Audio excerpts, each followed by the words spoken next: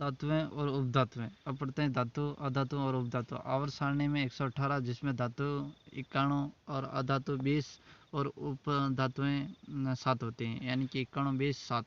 धातु, अधातु, उपधातु। धातु, अधातु, उपधातु।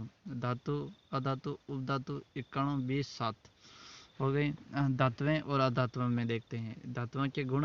गुण, धातु इलेक्ट्रॉन का त्याग कर धनायन बनाते हैं, यानी कि धातु इलेक्ट्रॉन का त्याग करते हैं और अधातुएं इलेक्ट्रॉन को ग्रहण करते हैं, यानी कि धातुएं इलेक्ट्रॉन का त्याग करते हैं और अधातुएं इलेक्ट्रॉन को ग्रहण करते हैं। तो और इसमें देखते हैं धातु इलेक्ट्रॉन का त्याग कर धनायन बनाते हैं। धनायन कैसे बनाते हैं? Na तो अभिक्रिया करके Na plus plus E minus, और इसमें chlorine plus minus Cl minus, यानी क्लोरीन माइनस। सामान्यतः धातुएं ठोस व कठोर होती हैं, यानी कि धातुएं कौन सी होती हैं सबको ही पता है। सामान्यतः धातुएं ठोस व कठोर होती हैं। एल्यूमिनियम, फेरियम, मैग्नीशियम और कॉपर। अपवाद क्या है? सामान्यतः धातुएं कठोर होती हैं, इसमें अपवाद क्या है? Hg धातु द्रव अवस्था में होती हैं। Hg धातु होते हुए भी, यानी कि धातुएं कठोर अवस्था में होती हैं, जबकि Hg मरकरी धातु द्रव अवस्था में होती हैं, धातु होते हुए भी द्रव अवस्था में होती हैं। और एक और अपवाद है हीलियम, सोडियम और पोटेशियम। कोमल धातुएं, इन्हें चाकू से काटा जा सकता है, यानी कि ये नेम कोमल धातुएं होती हैं जिन्हें चाकू से काटा। एक तो लिथियम, सोडियम, पोटेशियम और Hg, ये धातुएं अपवाद हैं, कठोर नहीं होती हैं, जबकि ये मुलायम और द्रव अवस्था में होती हैं।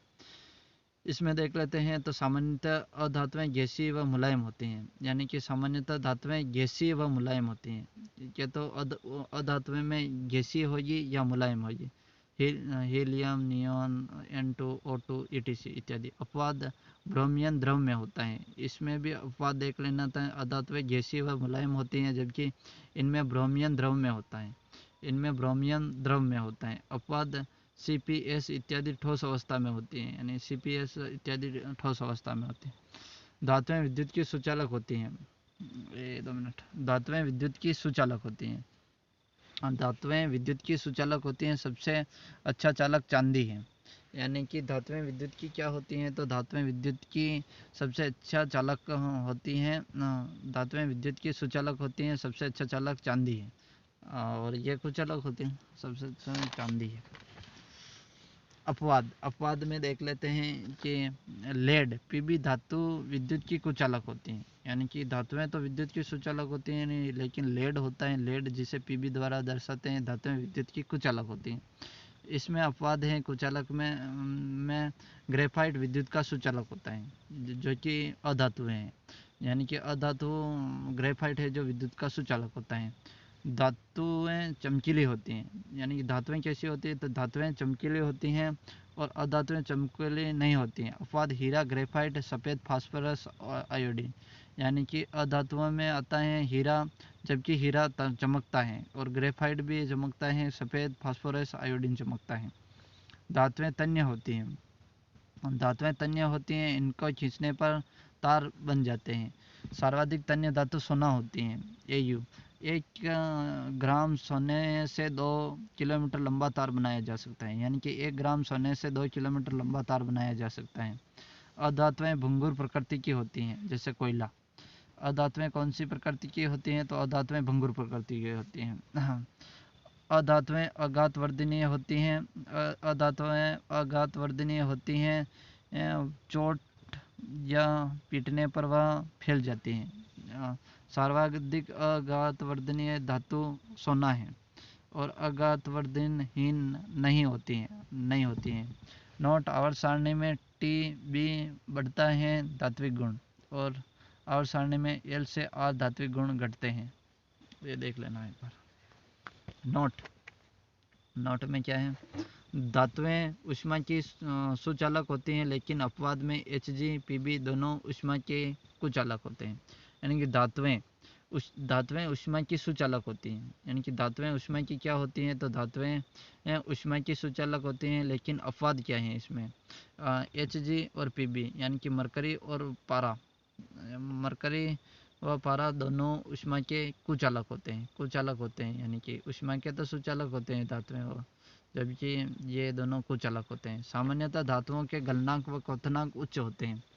धातुओं के गलनांक क्या होते हैं, तो सामान्यतः धातुओं के गलनांक व क्वथनांक उच्च होते हैं। सर्वाधिक गलनांक वाला धातु टंगस्टन है। टंगस्टन का कितना गलनांक है, तो 34-22 डिग्री सेल्सियस होता है। यानी कि टंगस्टन का कितना गलनांक है, तो 34-22, यानी कि 34-22 3422 डिग्री सेल्सियस विद्युत बल्ब में काम आता है टंगस्टन, जो कि 34-22 3422 होता है। मरकरी का गलनांक न्यूनतम होता है। सर्वाधिक तो टंगस्टन का होता है गलनांक, और कम मरकरी का गलनांक न्यूनतम होता है। यानी कि मरकरी का गलनांक न्यूनतम होता है। Hg मरकरी कमरे के ताप पर द्रव अवस्था में होती है, यानी कि कमरे के ताप पर द्रव अवस्था में होती है मरकरी, और इसका गलनांक न्यूनतम होता है मरकरी का। कम गलनांक वाली अन्य धातुएं, यानी कि अन्य धातुएं कौन से, सीजियम व गैलेलियम, यानी कि कम गलनांक वाले अन्य धातुएं सीजियम व गैलेलियम, इनको हथेली पर रखने पर द्रव अवस्था में बदल जाती हैं। यानी कि सीजियम व गैलियम को, इनको हथेली पर रखने पर यह द्रव अवस्था में बदल जाती हैं, द्रव अवस्था में बदल जाती हैं। धातुओं के रासायनिक गुण, अब धातुओं के रासायनिक गुण देख लेते हैं। धातु इलेक्ट्रॉन का त्याग कर धनायन बनाती हैं, यानी कि धातु इलेक्ट्रॉन का त्याग करती है तभी धनायन बनाती है। धातुएं इलेक्ट्रॉन का त्याग कर धनायन बनाती हैं। धातुओं का दहन, धातु की ऑक्सीजन के साथ अभिक्रिया, जब भी धातु ऑक्सीजन के साथ क्रिया करते हैं तो परिणाम स्वरूप धात्विक ऑक्साइड मिलता है। यानी कि जब भी धातु ऑक्सीजन के साथ अभिक्रिया, जब भी ऑक्सीजन के साथ क्रिया करती हैं तो परिणाम स्वरूप धात्विक ऑक्साइड मिलता है। धातु प्लस ऑक्सीजन धात्विक ऑक्साइड, यानी कि धातु प्लस ऑक्सीजन मिलकर धात्विक ऑक्साइड का निर्माण करते हैं। धातु Na प्लस ऑक्सीजन O2 मिलकर Na2O, यानी कि सोडियम ऑक्साइड का निर्माण करते हैं, यानी कि दहन में सोडियम ऑक्साइड। धात्विक ऑक्साइड सामान्यतः सारे भस्मिक प्रकृति के होते हैं। धात्विक ऑक्साइड, यानी कि धात्विक ऑक्साइड होता है, धात्विक ऑक्साइड सामान्यतः सारी भस्मिक प्रकृति की होती हैं। धात्विक ऑक्साइड सामान्यतः सारे भस्मिक प्रकृति की होती हैं। यह लाल लिटमस पत्र को नीला कर देती हैं, यानी कि धातुएं लाल लिटमस पत्र को, लाल रेड को ब्लू कर देती है, लाल लिटमस पत्र को नीला कर देती हैं।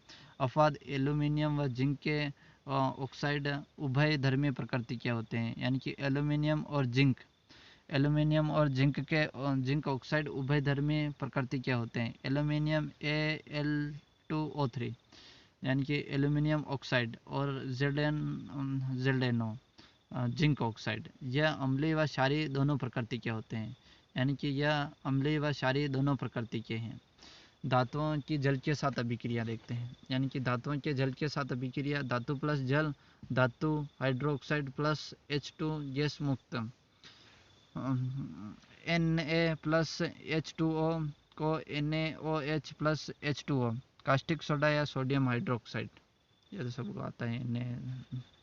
सोडियम व पोटेशियम ठंडे जल के साथ अभिक्रिया करते हैं, यानी कि सोडियम व पोटेशियम ठंडे जल के साथ अभिक्रिया करते हैं, यानी कि कौन से, यानी कि Na के, नाक याद रखना, ठंडा हिंडा, हिंडे से याद रखना, जल ठंडा होता है, ये ट्रिक है। हिंडा, नाक, Na के, सोडियम और पोटेशियम, हिंडा आता है, जल ठंडा होता है, ये याद रह जाएगा। मैग्नीशियम व कॉपर गर्म जल के साथ अभिक्रिया करते हैं तो MgCu गर्म, यानी कि मैग्नीशियम व कॉपर को गर्म जल के साथ अभिक्रिया करते हैं। ऐसी कौन सी धातु हैं जिनको गर्म जल के साथ अभिक्रिया करते हैं, तो मैग्नीशियम व कॉपर को, Mg और Cu को। एल्यूमिनियम, जिंक और फेरस वाष्प के साथ अभिक्रिया करते हैं, यानी एल्यूमिनियम, जिंक और फेरस, एल्यूमिनियम, जिंक और फेरस, एल्यूमिनियम, जिंक और फेरस वाष्प के साथ अभिक्रिया करते हैं। और Ag और Au, यानी कि सोना चांदी सामान्यतः जल के साथ अभिक्रिया नहीं करते। धातुओं की अम्लों के साथ अभिक्रिया, यानी कि धातु की अम्लों के साथ अभिक्रिया। धातु प्लस अम्ल मिलकर लवण plus H2O, Na plus HCl बराबर NaCl plus H2O, HNO3 nitric अम्ल मैग्नीशियम व Mn के साथ अभिक्रिया करके H2 गैस देता है, बल्कि N2O और NO या NO2 के रूप में परिवर्तित हो जाता है। यानी कि धातुओं को क्रियाशीलता के घटते क्रम में व्यवस्थित करना, यानी कि धातुओं को क्रियाशीलता के घटते क्रम में व्यवस्थित करना। सबसे ज़्यादा क्रियाशील पोटेशियम होती है, यानी कि सबसे ज़्यादा क्रियाशील कौन सी होती हैं, तो सबसे ज़्यादा क्रियाशील पोटेशियम होती है सबसे ज़्यादा। और केरोसिन में डुबो कर रखते हैं ताकि दहन ना हो सकते हैं। ऐसी कौन सी दो गैसें हैं, तो ये याद रखना, सोडियम और पोटेशियम केरोसिन में डुबो कर रखते हैं। और क्रियाशीलता के घटते क्रम में potassium, sodium, CaM, magnesium, aluminium, zinc, ferrous, PB और कॉपर और Ag और Au। सबसे कम क्रियाशील Au यानी कि सोना होता है।